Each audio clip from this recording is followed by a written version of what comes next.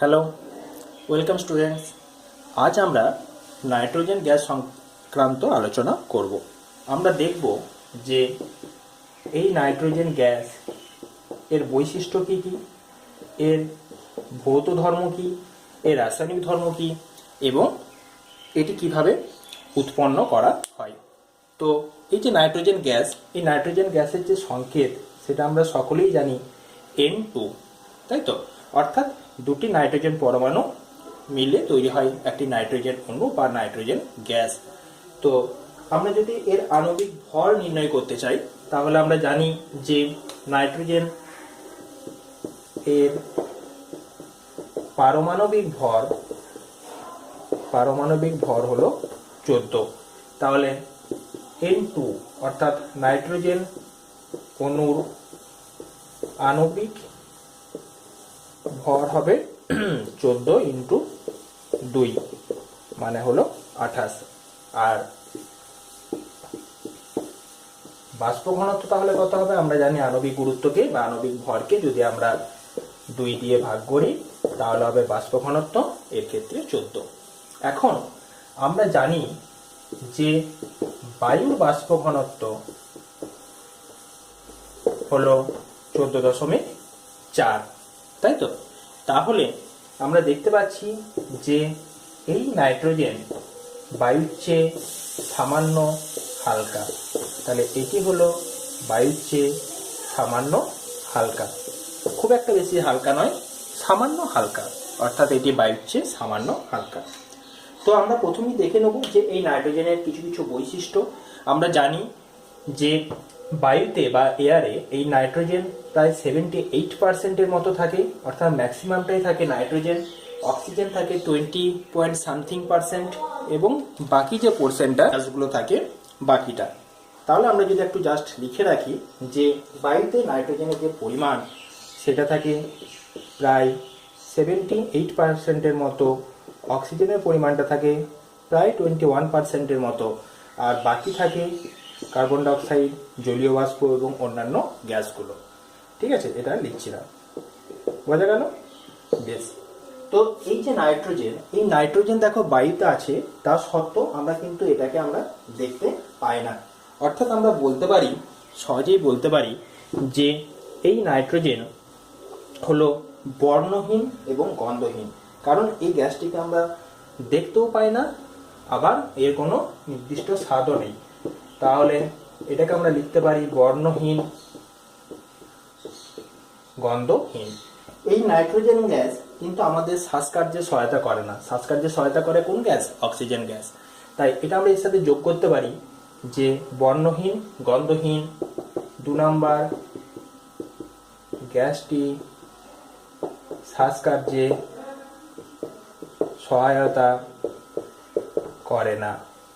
3 number হিসেবে আমরা লিখতে পারি যে গ্যাসটি, একটু আগেই বোঝালাম, বায়ুর চেয়ে সামান্য হালকা। অর্থাৎ এই 3টে পয়েন্ট আমরা এখান থেকে লিখতে পারি। 4 নম্বর, অন্যান্য যে গ্যাসগুলো আমরা দেখেছিলাম, অ্যামোনিয়া গ্যাস বলো বা অন্যান্য যে গ্যাসগুলো H2S বলো, সেগুলো কিন্তু জলে অতিমাত্রায় দ্রাব্য ছিল, কিন্তু নাইট্রোজেন গ্যাস জলে দ্রাব্যতা খুবই কম।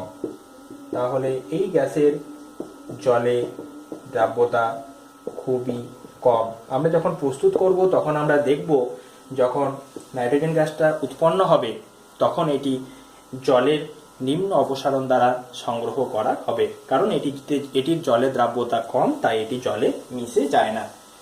ঠিক আছে, বেশ। এরপর আমরা দেখব যে এই যে নাইট্রোজেন আমরা পড়ছি, এই নাইট্রোজেন অণুর গঠনটা কেমন হয়। তাহলে এটা মুছে দিচ্ছি, পয়েন্টটা নোট করে নাও। বেশ। তো এই যে নাইট্রোজেন দেখো তৈরি হয়েছে দুটো নাইট্রোজেন পরমাণু সমন্বয়ে। আমরা জানি যে নাইট্রোজেন অধাতু, এই নাইট্রোজেন অধাতু, দুটি অধাতু পরস্পর সমযোজী যোজ্যতার মাধ্যমে যুক্ত হয়ে যে যৌগ উৎপন্ন করবে, অর্থাৎ যে নাইট্রোজেন উৎপন্ন করবে, সেই যৌগটি হবে সমযোজী যৌগ। এখন এই যে নাইট্রোজেন পরমাণু, এই নাইট্রোজেন পরমাণুর যে মোট ইলেকট্রন সংখ্যা, সেই ইলেকট্রন সংখ্যা আমরা জানি যে টোটাল হচ্ছে 7। যেমন আমরা জানি হাইড্রোজেন, তারপরে হয় helium, lithium, beryllium, boron, carbon, nitrogen. পরপর যদি আমরা 1 থেকে 7 অনুযায়ী পরপর লিখি, তাহলে এটা দেখো 1 2 3 4 5 6 7 নাম্বার আসছে নাইট্রোজেন। অর্থাৎ এই নাইট্রোজেনের ইলেকট্রনগুলোকে যদি আমরা ভেঙে দেখাই, তাহলে আমরা দেখাবো এটি কে কক্ষে থাকবে 2টি এবং এল এ থাকবে 5টা। এটা আমরা বুঝতেই পারছি। তাহলে বহিস্থ কক্ষপথের যে ইলেকট্রন নাইট্রোজেনের, সেই টোটাল ইলেকট্রন সংখ্যা হলো কটা? 5টা। এই 5টা ইলেকট্রনকে আমরা এইভাবে লিখতে পারি, 2টো ইলেকট্রন এটা। ঠিক তেমনি এই নাইট্রোজেন পরমাণুটিরও বহিস্থ কক্ষপথে 5টা ইলেকট্রন থাকবে। এখন আমরা জানি যে যখন দুটি পরমাণুর মধ্যে সমযোজী যৌগ গঠন হয়, তখন উভয়ই নিজেদের যে ইলেকট্রন বা ইলেকট্রন জোড় সেটা সমানভাবে ব্যবহার করে এবং অষ্টক পূর্তি লাভ করে। ঠিক আছে, তাহলে এই নাইট্রোজেনের বহিস্থ কক্ষপথে দেখো 5টা ইলেকট্রন আছে, তাহলে দরকার আরও 3টে করে ইলেকট্রন। তাই এই নাইট্রোজেনের 3টে ইলেকট্রন এবং এই নাইট্রোজেন পরমাণু 3টে ইলেকট্রন পরস্পর সমযোজী যোজ্যতার মাধ্যমে যুক্ত হয়ে তৈরি করবে সমযোজী যৌগ। অর্থাৎ এখান থেকে যে জিনিসটা তৈরি হবে সেটা হলো, দেখো নাইট্রোজেনের এই ইলেকট্রনটা জোড়টা রয়ে গেল, এই 3টে করে যে ইলেকট্রন এইগুলো কি করলো, কাছাকাছি এলো এবং এই ইলেকট্রনগুলোকে বা এই 6টা ইলেকট্রনকে এই নাইট্রোজেন যেমন ব্যবহার করতে পারবে, ঠিক তেমনি এই নাইট্রোজেন পরমাণুও ব্যবহার করতে পারবে। এবং এখান থেকে যে বন্ধন তৈরি হবে, 2টো ইলেকট্রন মিলে একটা বন্ধন, এই 2টো ইলেকট্রন মিলে আরেকটা বন্ধন এবং এই শেষের 2টো ইলেকট্রন মিলে আরেকটা বন্ধন। ঠিক আছে, অর্থাৎ তৈরি হলো এন ট্রিপল বন্ড এন্ড। এবং এই যে লোন পেয়ার ইলেকট্রনগুলো বা নিঃসঙ্গ ইলেকট্রন জোড় এর মধ্যে থেকে গেল। ঠিক আছে, 3টে ইলেকট্রন জোড় ব্যবহৃত হলো এবং তৈরি হলো সমযোজী ত্রিবন্ধন। এখন এই নাইট্রোজেন অণুর মধ্যে এই যে সমযোজী বন্ধন রয়েছে বা সমযোজী ত্রিবন্ধন রয়েছে, এই বন্ধনটি হলো অত্যন্ত শক্তিশালী বন্ধন, অত্যন্ত শক্তিশালী। ঠিক আছে, এবং আমরা দেখতে পাচ্ছি প্রতিটি পরমাণু কিন্তু অষ্টক পূর্তি লাভ করেছে, তাই তো? 6টা 2 8টা, এরও 8টা, এরও 8টা। তাই এই যে নাইট্রোজেন অণুর মধ্যে এই যে সমযোজী দৃঢ় ত্রিবন্ধন রয়েছে, এটি থাকার জন্য এটি সহজে নাইট্রোজেন পরমাণুতে বিয়োজিত হতে পারে না, অর্থাৎ N2 থেকে নাইট্রোজেন পরমাণুতে বিয়োজিত হতে পারে না, বা এটি সহজে রাসায়নিক বিক্রিয়া করতে চায় না, তাই এটি রাসায়নিকভাবে হলো নিষ্ক্রিয়।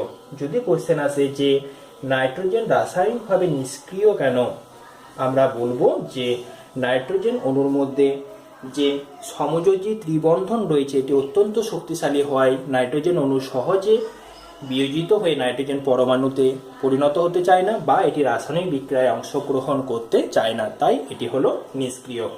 এই নিষ্ক্রিয়তার জন্যই নাইট্রোজেন গ্যাসকে আমরা দেখি যে যে বাল্বের যে টাংস্টেন থাকে তার সাথে বাল্বের ভেতরে নাইট্রোজেন গ্যাস রাখা হয়।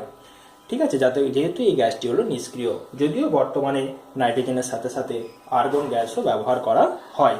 তো যাই হোক, এই যে নাইট্রোজেন আমরা দেখলাম, এই নাইট্রোজেন তাহলে আমরা দেখলাম যে নিষ্ক্রিয় প্রকৃতির হতে হয় এবং এটি সহজে বিক্রিয়া করে না।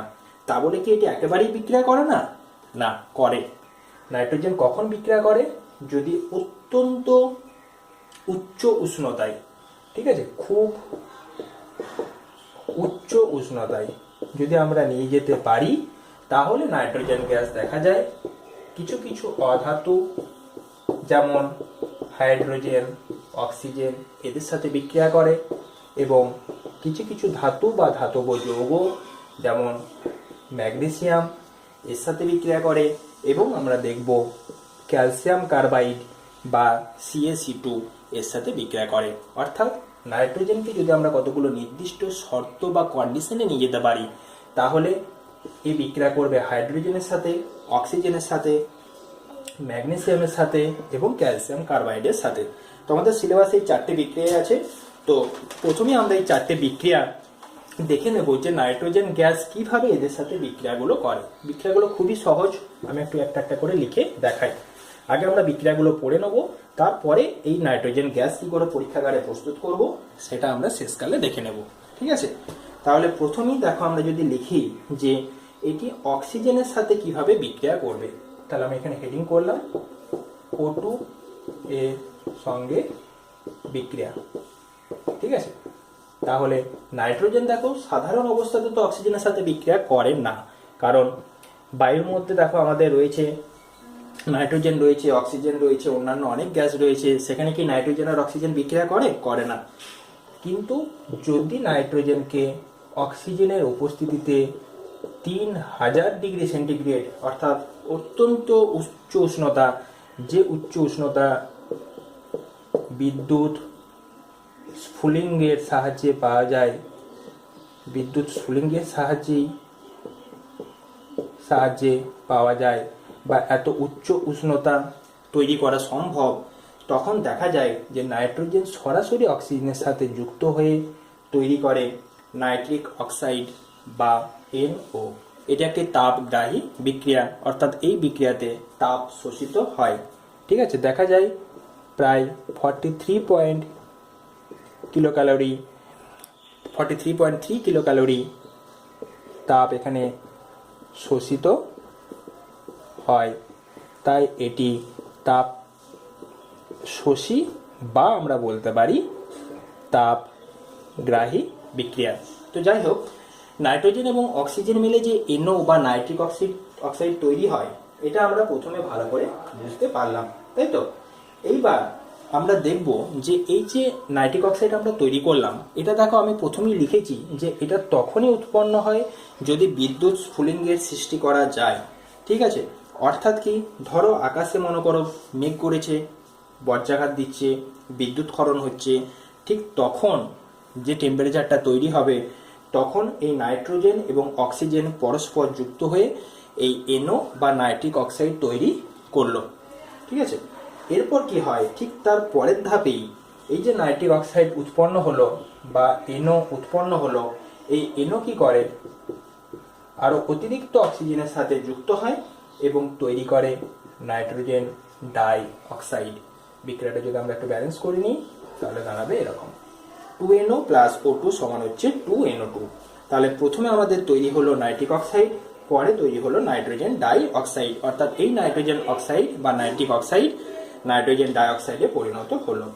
এখন যদি বৃষ্টি শুরু হয়, ধরো এরকম করে বজ্রাঘাত দিচ্ছে, তারপরে আমরা জানি সচরাচর বৃষ্টি হয়, ঠিক সেক্ষেত্রে কি ঘটে না, যখন বৃষ্টি হয় বা বৃষ্টি শুরু হয়, আমি একটু ওপর দিকটা মুছছি, হ্যাঁ, যখন বৃষ্টি শুরু হয় তখন এই যে NO2, এই NO2 বৃষ্টি হলে কি হবে, জল পড়বে, সেই জলের সাথে, বৃষ্টির জলের সাথে বা ওয়াটারের সাথে বিক্রিয়া করে, ওয়াটারের সাথে বিক্রিয়া করে দুটি অ্যাসিড উৎপন্ন করে, একটি হলো নাইট্রাস অ্যাসিড আর একটি হলো নাইট্রিক অ্যাসিড। তাহলে এটা আমরা লিখলাম নাইট্রাস অ্যাসিড আর এটা হলো নাইট্রিক অ্যাসিড। আশা করি বুঝতে পারলে। তাহলে তিনটে স্টেপ। ফার্স্ট স্টেপে কি হলো, অত্যন্ত বিদ্যুৎ স্ফুলিঙ্গের মধ্য দিয়ে 3000 ডিগ্রি সেন্টিগ্রেডে নাইট্রিক অক্সাইড উৎপন্ন হলো, সেই নাইট্রিক অক্সাইড বাইরের অক্সিজেন দ্বারা জারিত হয়ে নাইট্রোজেন ডাইঅক্সাইড উৎপন্ন হলো এবং এটি যখন বৃষ্টির জলের সাথে যুক্ত হয়ে নাইট্রিক অ্যাসিড এবং নাইট্রাস অ্যাসিডে পরিণত হলো এবং বৃষ্টির জলধারার সাথে সাথে মাটিতে নেমে এলো। এর মধ্যে এই নাইট্রাস অক্সাইডটি হচ্ছে অস্থায়ী এবং নাইট্রিক অ্যাসিডটি হলো স্থায়ী। তাই এই নাইট্রিক অ্যাসিড যখন মাটিতে নামার পর মাটির মধ্যে যে ক্ষার বা ক্ষারক রয়েছে তার সাথে যুক্ত হয় এবং কি করে, লবণ উৎপন্ন করে এবং মাটিতে আবদ্ধ হয়। তাহলে নেক্সট বিক্রিয়াটা আমরা দেখব যে এই যে নাইট্রিক অ্যাসিড, এই নাইট্রিক অ্যাসিড যখন মাটিতে উপস্থিত যে সমস্ত ক্ষার রয়েছে, ঠিক আছে, যেমন মনে করো সোডিয়াম কার্বনেট, এর সাথে যুক্ত হয়ে তৈরি করে কি, নাইট্রেট লবণ, অর্থাৎ এখানে তৈরি হবে NaNO3, পড়ে থাকবে জল এবং CO2 গ্যাস তৈরি হবে। তো বিক্রিয়াটা একটু ব্যালেন্স করে নিই। বিক্রিয়াটা দাঁড়াবে এরকম যে Na2CO3 প্লাস 2HNO3 সমান হচ্ছে 2NNO3 plus H2 plus CO2। অর্থাৎ আমরা সহজভাবে বলতে পারি যে এই HNO3 মাটিতে যে ক্ষার রয়েছে, যে ক্ষার উপস্থিত রয়েছে তার সাথে যুক্ত হয় এবং নাইট্রেট লবণ তৈরি করে এবং মাটিতে আবদ্ধ হয় এবং মাটির সাথে মিশে যায়। এই নাইট্রেট লবণ কি হয়, মাটিতে মিশে যায়। বোঝা গেল? তাহলে এটি হলো পুরোপুরিভাবে নাইট্রোজেনের অক্সিজেনের সাথে বিক্রিয়া। তাহলে এর মাধ্যমে আরেকটা কোশ্চেন আসে, খুব ইম্পর্টেন্ট প্রশ্ন, যে কিভাবে নাইট্রোজেনকে মাটিতে আবদ্ধীকরণ করা হয় লেখো। তাহলে আমরা তার অ্যান্সারও পেয়ে গেলাম। পরপর স্টেপগুলো দেখো। প্রথমে তৈরি হলো NO, আমরা দেখলাম N2 + O2 মিলে। এই NO থেকে তৈরি হলো NO2 অর্থাৎ নাইট্রোজেন ডাইঅক্সাইড। সেই NO2 থেকে তৈরি হলো নাইট্রিক অ্যাসিড, নাইট্রাস অ্যাসিড আমরা বাদ দিচ্ছি। আর এই নাইট্রিক অ্যাসিড থেকে তৈরি হবে শেষমেশ নাইট্রেট লবণ, নাইট্রেট লবণ। সেই নাইট্রেট লবণ কি হবে, মাটিতে মিশে যাবে। তাহলে পরপর তোমরা এই 4টে স্টেপ যদি মনে রাখো তাহলেই পুরো বিক্রিয়াটা তোমরা বলতে পারবে যে কিভাবে নাইট্রোজেন গ্যাস মাটিতে আবদ্ধ হয়। আর যদি কোশ্চেন আসে যে নাইট্রোজেনের সাথে অক্সিজেনের বিক্রিয়ায় কি উৎপন্ন হয়, তোমরা বলবে যে প্রথমে নাইট্রিক অক্সাইড তৈরি হয় এবং নাইট্রোজেন ডাইঅক্সাইড তৈরি হয়। তখন আর এই পার্টটা বলার দরকার নেই, কারণ যেহেতু নাইট্রোজেনের সাথে অক্সিজেনের বিক্রিয়া, তাই সেখানে আমরা জল বা H2O পাবো না। এটা তখনই পাবো যখন বলবে, আমাদের কোশ্চেনটা যদি এরকম আসে যে কিভাবে নাইট্রোজেনকে মাটিতে আবদ্ধকরণ করা হয়, তখন আমরা বলবো যে বৃষ্টির জল যখন পড়ে এবং তার আগে যদি বিদ্যুৎ স্ফুলিঙ্গের সৃষ্টি হয় তাহলে নাইট্রোজেনকে মাটিতে আবদ্ধ করা সম্ভব এবং পুরো প্রক্রিয়াটা হলো এটা। ক্লিয়ার? বেশ, নেক্সট আমরা দেখব যে এই নাইট্রোজেন হাইড্রোজেনের সাথে কিভাবে বিক্রিয়া ঘটে। তাহলে 2 নাম্বার হেডিং করো, H2 এর সঙ্গে বিক্রিয়া। ঠিক আছে, দেখো এই বিক্রিয়াটা আমরা অলরেডি জানি বা আগে আমরা পড়েছি। যখন আমরা অ্যামোনিয়া উৎপাদন করেছিলাম, সেই অ্যামোনিয়া উৎপাদনের সময় যে আমাদের হেবার পদ্ধতি ছিল, সেই হেবার পদ্ধতিতে আমরা পুরো জিনিসটা আলোচনা করেছি। এখানে কি ঘটে, নাইট্রোজেন H2 সাথে যুক্ত হয়ে বা হাইড্রোজেনের সাথে যুক্ত হয়ে তৈরি করে 2 অণু অ্যামোনিয়া। এই গ্যাসটা, এই বিক্রিয়াটা আমরা আগে খুব ভালোভাবেই পড়েছি। এখানে আমরা দেখেছিলাম যে তাপমাত্রাটা আমরা রেখেছিলাম প্রায় 450 থেকে 500 ডিগ্রি সেন্টিগ্রেড। তাহলে আমি এখানে 500 ডিগ্রি সেন্টিগ্রেড লিখছি, 450 লিখতে পারে, একই ব্যাপার। কারণ এটি খুব কম তাপমাত্রায় বিক্রিয়াটা ঘটে না, আর খুব উচ্চ তাপমাত্রার আমাদের দরকার পড়ে না। ঠিক আছে, যেহেতু এই বিক্রিয়াটাতে এমনিতেই প্রচুর পরিমাণ তাপ উৎপন্ন হয়, তাই মোটামুটি 450 থেকে 500 ডিগ্রি সেন্টিগ্রেড তাপমাত্রার মধ্যে বিক্রিয়াটি ঘটে। এবং আমরা এটাও দেখেছিলাম যে এখানে যে বায়ুমণ্ডলীয় চাপ, সেই বায়ুমণ্ডলীয় চাপটা লাগে 200 থেকে 250 ATM বা অ্যাটমসফিয়ারিক প্রেসার। কারণ আমরা জানি যে যখন আমরা চাপটা বাড়াবো তখন যেদিকে মোল সংখ্যা কম সেদিকে বিক্রিয়াটি এগিয়ে যাবে। এখানে বাঁ দিকে মোল সংখ্যা 3 আর এর হচ্ছে 1 মানে 4, ডান দিকে হচ্ছে 2, অর্থাৎ বিক্রিয়াটা ফরওয়ার্ড দিকে বা সামনের দিকে অগ্রগতি করতে গেলে আমাদের চাপ বাড়াতে হবে। তাহলে যেদিকে মোল সংখ্যা কম আছে সেদিকে বিক্রিয়াটি এগিয়ে যাবে, এটা আমরা জেনেছি। তাহলে এই যে বিক্রিয়াটা আমাদের ঘটলো, এখানে আমাদের আরেকটা জিনিস নিতে হবে। আমরা দেখেছিলাম অনুঘটক হিসাবে ব্যবহার করা হতো আয়রন চূর্ণ এবং উদ্দীপক হিসাবে ব্যবহার করা হতো K2O, Al2O3, এই সমস্ত ধাতব অক্সাইডগুলো, এগুলো উদ্দীপক হিসাবে ব্যবহার করা হতো। যদি তোমরা এটা না বুঝতে পারছো, আরও ডিটেলসে দেখবে পুরো বিক্রিয়াটা আলোচনা করা আছে এবং উপরে দেখো আই বাটনে লিঙ্কটাও দেওয়া থাকবে। ঠিক আছে, তোমরা দেখে নেবে যে অ্যামোনিয়ার যে প্রস্তুতি ছিল হেবার পদ্ধতির মাধ্যমে, সেখানে আমরা এটা দেখেছিলাম। হেবার পদ্ধতিতে অ্যামোনিয়া প্রস্তুতি, সেখানে পুরো ব্যাপারটা আলোচনা করা আছে। তো এটা হলো বিক্রিয়া, এবং যেহেতু এখানে তাপ উৎপন্ন হচ্ছে তাই এটাকে আমরা বলবো তাপমোচী বা তাপ দায়ী। তাপ যখন উৎপন্ন হবে তখন হবে তাপমোচী বা তাপমোচন হচ্ছে এখানে, বা তাপ দায়ী। যখন তাপ শোষিত হবে তখন হবে তাপ শোষী বা তাপ গ্রাহী। ঠিক আছে, এইভাবে আমরা বিক্রিয়াগুলোকে ভাগ করতে পারবো। তো মেন বিক্রিয়া যেটা হলো, তোমরা এই বিক্রিয়াটা একটু খেয়াল রাখবে। তাহলে আমরা দেখো যে সমস্ত অধাতু অর্থাৎ অক্সিজেন এবং হাইড্রোজেন উভয়ের ক্ষেত্রেই আমরা বিক্রিয়াটা করে দেখালাম।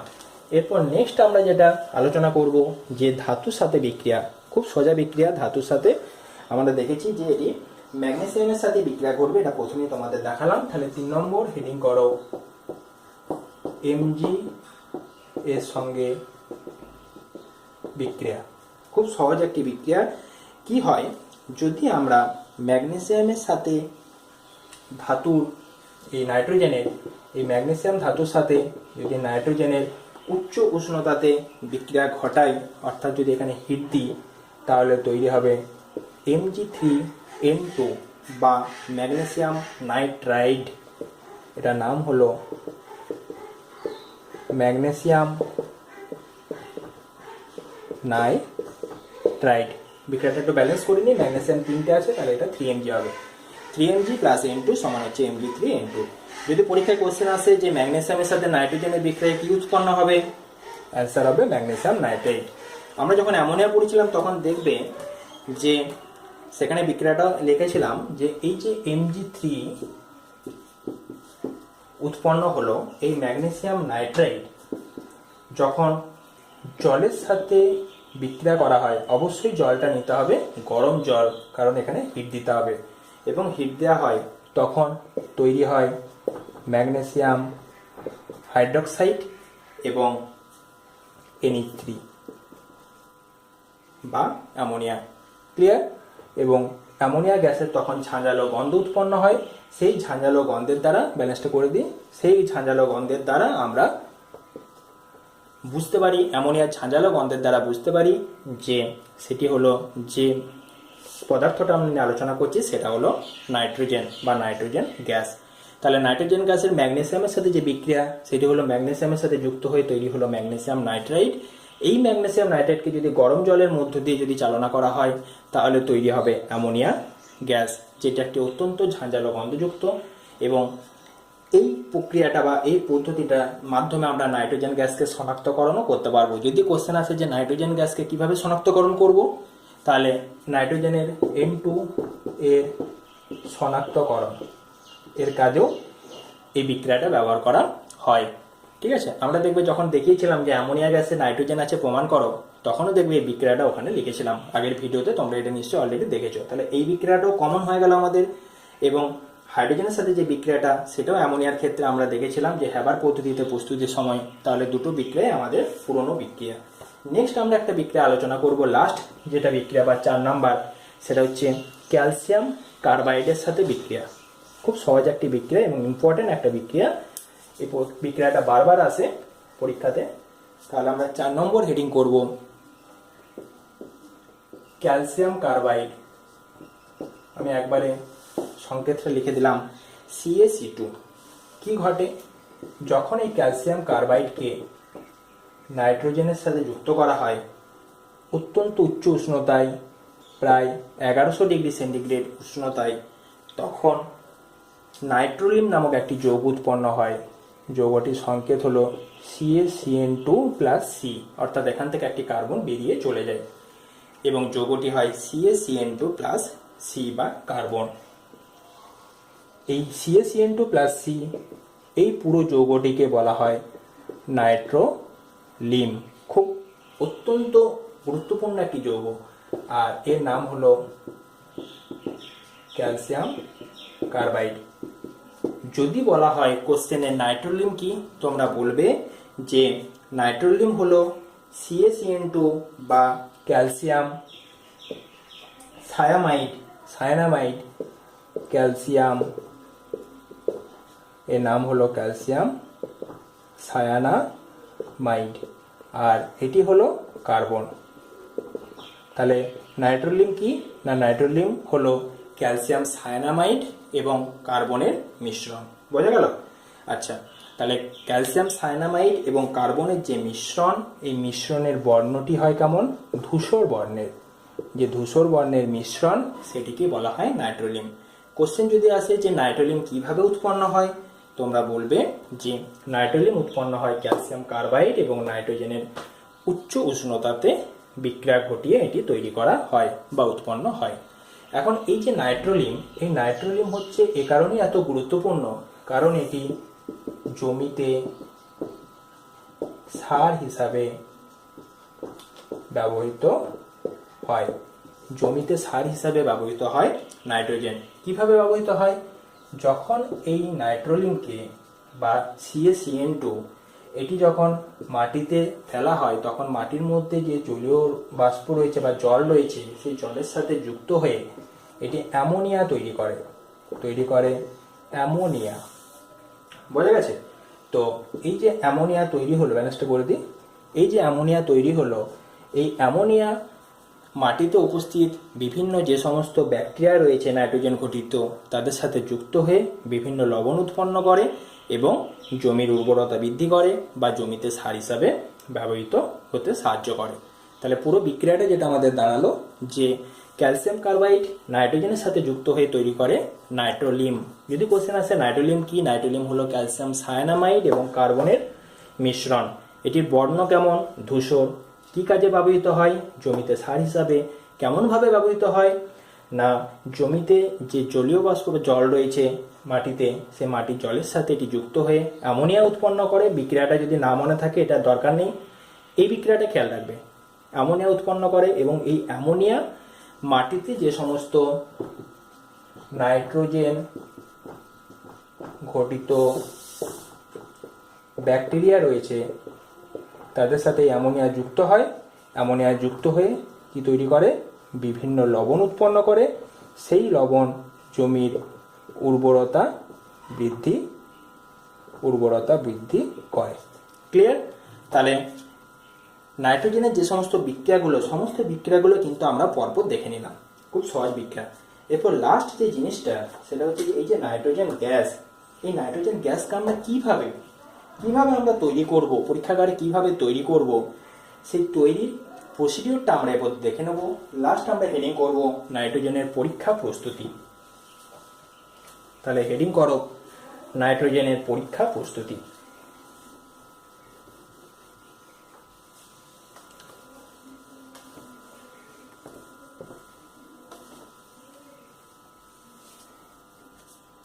তাহলে আমরা নেক্সট হেডিং করি এই যে নাইট্রোজেন গ্যাস, যার সম্পর্কে এত কিছু আমরা জানলাম, এবার তো আমাদের জানা উচিত যে এই গ্যাসটি কিভাবে আমরা পরীক্ষাগারে প্রস্তুত করতে পারবো বা ল্যাবরেটরিতে বানাতে পারবো। দেখো, এই নাইট্রোজেন গ্যাস বানানোর জন্য আমরা সর্বপ্রথমে নেব NaNO2, এর নাম হলো সোডিয়াম নাইট্রাইট। যদি NO3 হতো তাহলে হতো নাইট্রেট। এই সোডিয়াম নাইট্রাইটের সাথে আমরা NH4Cl এর বিক্রিয়া ঘটাবো। দেখো, এদের যে অনুপাত, সেই দুটো অনুপাতে আমরা নেব। এটা 1 অণু NaNO এর সাথে 1 অণু অ্যামোনিয়াম ক্লোরাইড বিক্রিয়া ঘটে, তাই দুটোই আমরা 1:1 অনুপাতে মেশাবো। কোনোটা বেশি বা কোনোটা কম নেওয়ার আমাদের দরকার নেই। এরপর কি করব? এই দুটো মিশিয়ে এদের জলীয় দ্রবণ নেব। শুষ্ক অবস্থাতে বিক্রিয়াটি ঘটানো হয় না, কারণ আমরা জানি যে এই যে অ্যামোনিয়াম ক্লোরাইড, এই অ্যামোনিয়াম ক্লোরাইড সহজেই কি হয়, সাবলাইম হয়ে যায় বা কঠিন অবস্থা থেকে বাষ্পে পরিণত হয়ে যায়। এটি একটি উদ্বায়ী। তাই প্রথমে কি করা হয় না, এই NaNO2 এবং NH4Cl 1:1 অনুপাতে মিশিয়ে এই জলীয় দ্রবণ নেওয়া হয়। কি উৎপন্ন হবে? খুব সোজা। দেখো, এটা একটি সম্পূর্ণ প্রতিস্থাপন ঘটিত বিক্রিয়া। তৈরি হবে Na+ এবং Cl- NaCl এবং NH4+ এবং Na2- তৈরি হবে NH4NO2। অর্থাৎ সোডিয়াম নাইট্রাইট থেকে আমরা পেয়ে গেলাম অ্যামোনিয়াম নাইট্রাইট। ক্লিয়ার? এইবার কি হয়, এই যে অ্যামোনিয়াম নাইট্রাইট, এই অ্যামোনিয়াম নাইট্রাইট যখনই উৎপন্ন হয় তখনই কি হয়, এটি অত্যন্ত অস্থায়ী এবং তাপের প্রভাবে, যখনই এটিতে হিট দেওয়া হয় তাপের প্রভাবে এটি বিয়োজিত হয়। বিয়োজিত হয়ে এখান থেকে তৈরি হয় নাইট্রোজেন, আর বাকিটা জল পড়ে থাকে। তাহলে এই অ্যামোনিয়াম নাইট্রাইট থেকে উৎপন্ন হয় নাইট্রোজেন গ্যাস এবং 2 অণু জল। দেখো, N আর N মিলে তৈরি হলো N2, দুটো অক্সিজেন পরমাণু আছে, 4টা হাইড্রোজেন, তৈরি হলো 2 অণু জল। তাহলে এই হলো পরীক্ষাগার প্রস্তুতি। নাইট্রোজেন এইভাবে তৈরি করা হয়। এখন আমাদের মনের মধ্যে দেখো কিছু প্রশ্ন উঠে এলো যে অ্যামোনিয়াম নাইট্রাইটকে তো আমরা তাহলে সরাসরি উত্তপ্ত করে নাইট্রোজেন তৈরি করতে পারি। পরীক্ষাগারে NaNO2 বা NH4Cl নেওয়ার আমাদের কি দরকার ছিল? দেখো একটা জিনিস খেয়াল রাখবে যে যদি আমরা অ্যামোনিয়াম নাইট্রেটকে সরাসরি উত্তপ্ত করে নাইট্রোজেন তৈরি করি তাহলে এই বিক্রিয়াটিতে এত পরিমাণ তাপ উৎপন্ন হয় এবং এই বিক্রিয়াটি এত তাড়াতাড়ি ঘটে যে বিস্ফোরণের সম্ভাবনা থেকে যায়। তাহলে আমরা এখানে লিখব যে বিক্রিয়াটিতে, কোন বিক্রিয়াটিতে যদি আমরা সরাসরি অ্যামোনিয়াম নাইট্রেটকে বা ডাইরেক্ট যদি অ্যামোনিয়াম নাইট্রেট থেকে যদি আমরা নাইট্রোজেন পেতে চাইতাম তাহলে তখন কি হতো না, বিক্রিয়াটিতে প্রচণ্ড তাপ উৎপন্ন হতো এবং বিস্ফোরণ ঘটার সম্ভাবনা থাকতো। ক্লিয়ার? সেই জন্য অ্যামোনিয়াম নাইট্রাইটকে সরাসরি উত্তপ্ত করে নাইট্রোজেন উৎপন্ন করা হয় না। এখানে কি ঘটনাটা ঘটে, যখন আমরা NaNO2 আর NH4Cl মিশিয়ে যখন বিক্রিয়াটা করি তখন বিক্রিয়াটা ধীরে ধীরে ঘটে এবং অল্প অল্প পরিমাণ অ্যামোনিয়াম নাইট্রেট উৎপন্ন হয়। যে পরিমাণ অ্যামোনিয়াম নাইট্রেট উৎপন্ন হয় সেখান থেকে সঙ্গে সঙ্গে সেটি নাইট্রোজেন গ্যাসে বিয়োজিত হয়ে নাইট্রোজেন গ্যাসে পরিণত হয়। তাই এখানে এই প্রক্রিয়ার মাধ্যমে ঘটালে আমাদের বিস্ফোরণের সম্ভাবনা থাকে না, কারণ একসাথে প্রচুর পরিমাণ অ্যামোনিয়াম নাইট্রেট আমাদের উৎপন্ন হচ্ছে না। বোঝা গেল? আচ্ছা, তো এখানে আরেকটা কোশ্চেন আসে যে এই যে অ্যামোনিয়া গ্যাস আমরা উৎপন্ন করলাম, ঠিক আছে, আমরা এই বিক্রিয়ার মাধ্যমে করলাম, বিক্রিয়াটা খেয়াল রাখবো। তো এই অ্যামোনিয়া গ্যাস না, সরি ভুল বললাম, নাইট্রোজেন গ্যাস, এই যে নাইট্রোজেন গ্যাস আমরা উৎপন্ন করলাম এই নাইট্রোজেন গ্যাসকে আমরা কিভাবে সংগ্রহ করব? ঠিক আছে, দেখো এই নাইট্রোজেন গ্যাস যেহেতু জলে খুব কম দ্রাব্য বা জলে প্রায় দ্রবীভূত হয় না বললেই চলে, তাই এই নাইট্রোজেন গ্যাসকে জলের নিম্ন অপসারণ দ্বারা সংগ্রহ করা হয়। জলের নিম্ন অপসারণ দ্বারা সংগ্রহ করা হয়। পুরো প্রসিডিওরটা কিরকম ঘটে যদি আমরা একটু এঁকে দেখানোর চেষ্টা করি। দেখো এখানে কি হবে, যদি আমরা নিচ থেকে যদি হিট দিই, ঠিক আছে, হিট না দিলে তো হবে না। এখানে কি নেওয়া হলো, যেটা মেশানো হলো সেটা হচ্ছে NH4Cl এবং NaNO2, NH4Cl NaNO2, sodium nitrate এবং অ্যামোনিয়াম ক্লোরাইড, এটা আমরা দেখেছি, তাই তো? আচ্ছা, এখন কি হয় না, এর সাথে একদম পুরো মুখটাতে কট লাগানো থাকে। এখানে যে গ্যাসটা উৎপন্ন হবে সেই গ্যাসটা হচ্ছে নাইট্রোজেন গ্যাস, এটা আমরা বুঝে গেছি। তাহলে এই যে নাইট্রোজেন গ্যাস উৎপন্ন হলো, এই নাইট্রোজেন গ্যাসটিকে কি করা হয়, এখানে একটা বিকার রাখা হয়, সেই বিকারটির মধ্যে জল রাখা হয় এবং নাইট্রোজেন গ্যাস এর মধ্যে রাখা হয়, ঠিক আছে। এবং এই জলের মধ্যে নাইট্রোজেন গ্যাস যেটা এলো সেখানে কি হয় না, উল্টো মুখে আমরা একটা গ্যাস জার এর মধ্যে ডুবিয়ে দিই, ঠিক আছে, জলপূর্ণ গ্যাস জার।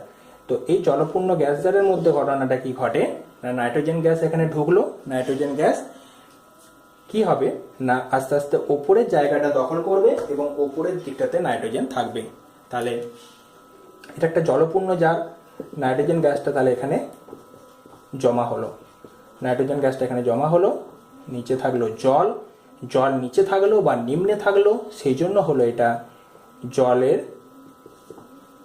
নিম্ন অপসারণ। তাহলে জলের নিম্ন অপসারণ কেন না, জলটা নিচে রয়ে গেল আর নাইট্রোজেন গ্যাসটা উপরের দিকে উঠে গেল।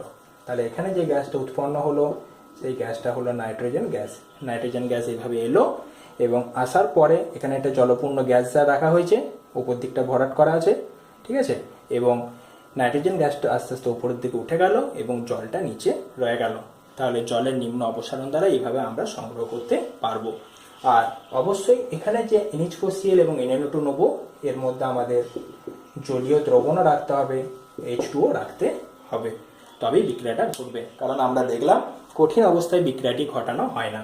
আরেকটা জিনিস সতর্কতা আমাদের অবলম্বন করতে হবে, নিচে যে হিটটা দেওয়া হবে খুব ধীরে ধীরে আস্তে আস্তে দেওয়া হবে, যাতে করে হিটটা পাওয়ার পরে যে পরিমাণ অ্যামোনিয়াম নাইট্রেট উৎপন্ন হলো বা NH4NO2 উৎপন্ন হলো সেটা বিয়োজিত হয়ে সঙ্গে সঙ্গে যেন যে পরিমাণ নাইট্রোজেনটা গেল সেই নাইট্রোজেন যেন এখানে জমা হতে পারে। অর্থাৎ পুরো বিক্রিয়াটা একটু ধীরে ধীরে ঘটাতে হবে যাতে একসাথে খুব বেশি পরিমাণ অ্যামোনিয়াম নাইট্রাইট বা NH4NO2 এর বিক্রিয়ার মাধ্যমে না উৎপন্ন হয়, কারণ এটা উৎপন্ন হওয়ার সাথে সাথেই এটা বিয়োজিত হয়ে নাইট্রোজেন গ্যাসে পরিণত হবে। ক্লিয়ার? তাহলে পুরো বিক্রিয়াটা আমাদের ধীরে ধীরে ঘটাতে হবে। লাস্ট একটা জিনিস আমরা জেনে নেব যে এই নাইট্রোজেন গ্যাসের তাহলে ব্যবহার কি।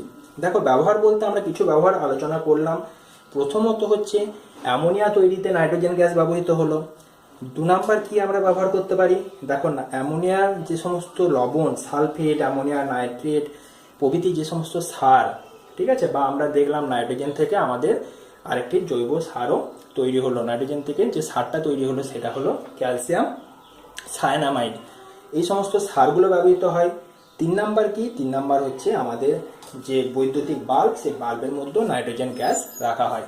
তাহলে এইভাবে আমরা পুরো নাইট্রোজেনের বিক্রিয়াগুলো দেখলাম, নাইট্রোজেনের ধর্ম জানলাম, বৈশিষ্ট্য জানলাম, এবং সাথে সাথে নাইট্রোজেনটি পুরোপুরি কমপ্লিট হলো। তোমরা বাড়িতে পড়াশোনা করো, বিক্রিয়াগুলো প্র্যাকটিস করো, খুব সহজ জিনিস, মোটেও কঠিন নয়, এবং নিজের মতো করে জিনিসটা ভাবার চেষ্টা করো, তাহলে দেখবে পুরো ব্যাপারটা সোজা লাগবে। ক্লিয়ার? Okay, thank you.